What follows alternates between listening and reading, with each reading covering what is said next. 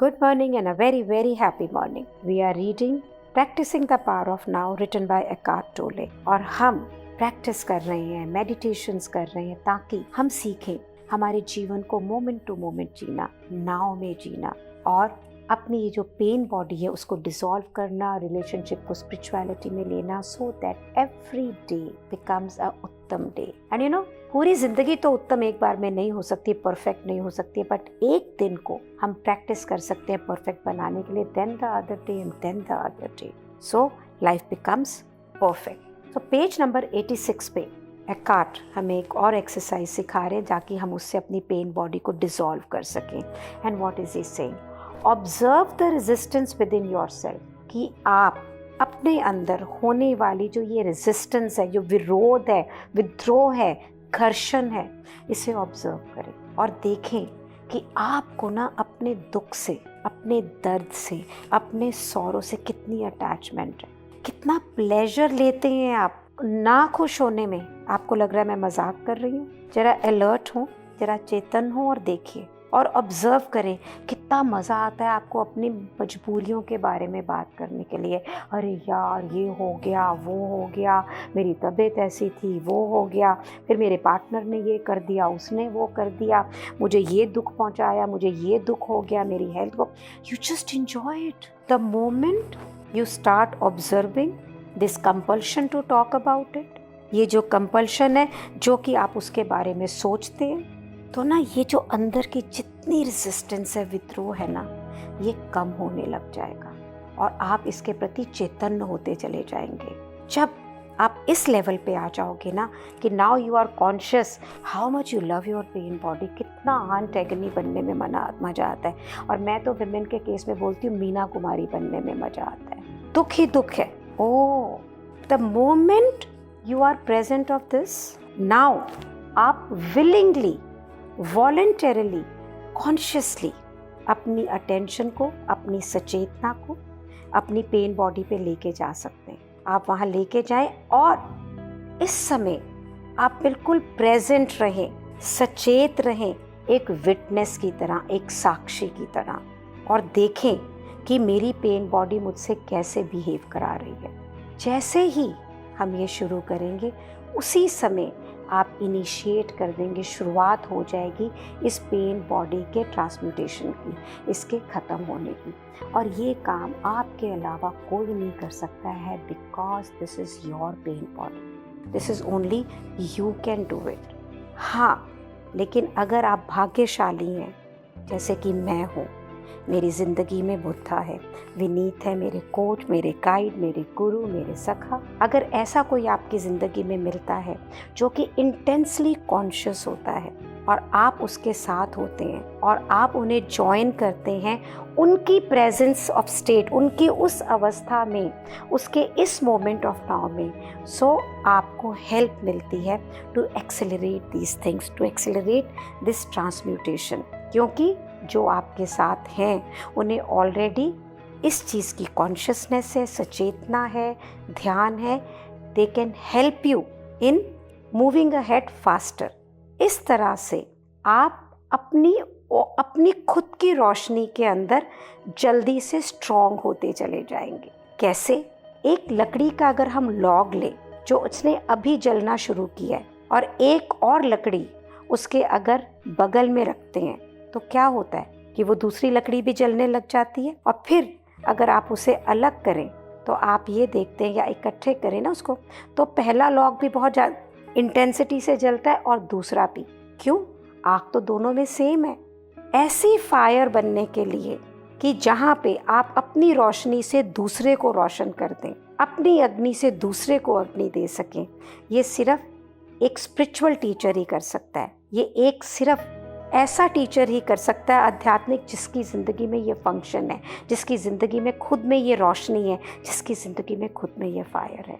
सो कई ऐसे थेरेपिस्ट हैं, एकार्ट कहते हैं, जो ऐसे फंक्शन को फुलफ़िल कर सकते हैं, प्रोवाइडेड कि वो अपनी माइंड के आइडेंटिफिकेशन के बियॉन्ड हो और वो सस्टेन कर सकें, क्रिएट कर सकें ऐसी अवस्था जहाँ पे कॉन्शियसनेस बहुत इंटेंसली प्रेजेंट हो, जिस समय वो आपके साथ काम कर रहे हो। सो जब मैं बहुत से लोगों को मेंटर करती हूँ बिजनेस में, और बुद्धा मुझे मेंटर करते हैं। सो जब भी मैं दूसरों की परेशानी में परेशान होती हूँ या उदास होती हूँ या चिड़चिड़ी होती हूँ, तो वो मुझे कहते हैं, अगर तुम खुद उस परेशानी से परेशान हो जाओगी, अगर तुम खुद उसमें डूब जाओगी, तो तुम उसकी हेल्प क्या करोगी।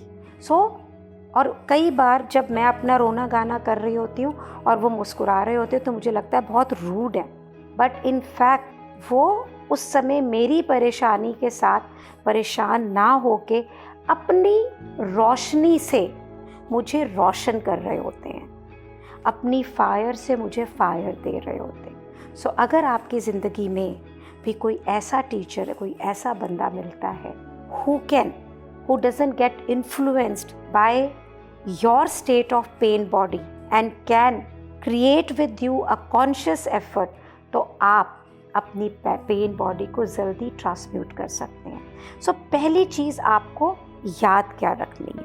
पहली चीज़ आपको ये याद रखनी है कि as long as you make an identity for yourself out of the pain, you cannot become free of it। कि जब तक आपकी पहचान, आपकी आइडेंटिफिकेशन आपके माइंड के साथ, आपकी पेन बॉडी के साथ है, आपको अच्छा लगता है ये दुख, ये सॉरो, इसके गाने गाना इसके अंदर, ये ऑटोमेटिक है, you will not even know. लेकिन जब तक आप इसके प्रति अवेयर नहीं होंगे, कॉन्शियस नहीं होंगे, आप इससे फ्री नहीं हो सकते हैं। जब तक आप अपनी इमोशनल पेन में इन्वेस्टेड रहेंगे, ये आप महसूस इमोशनल भावनात्मक पेन है, ये हो गया, वो हो गया, दर्द है, दुख है, तब तक, और आप वो दुख बन जाते हैं, फिर आप उसे जीते हैं जैसे कि आप ये हैं, then you can not become free of it.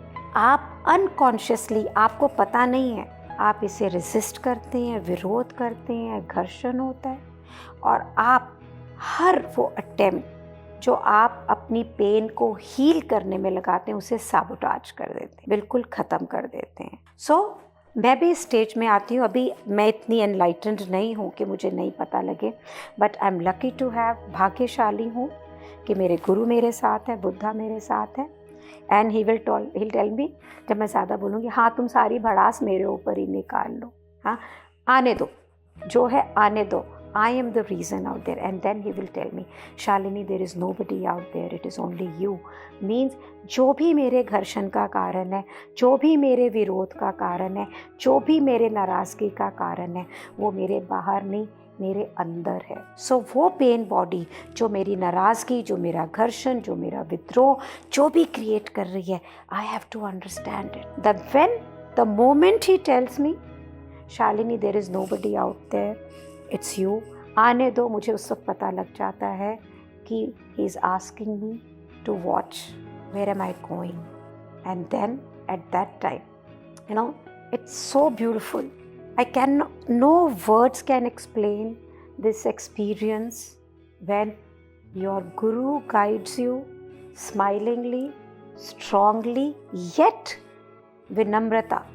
It's a mix of being so firm and so humble, no words can explain it.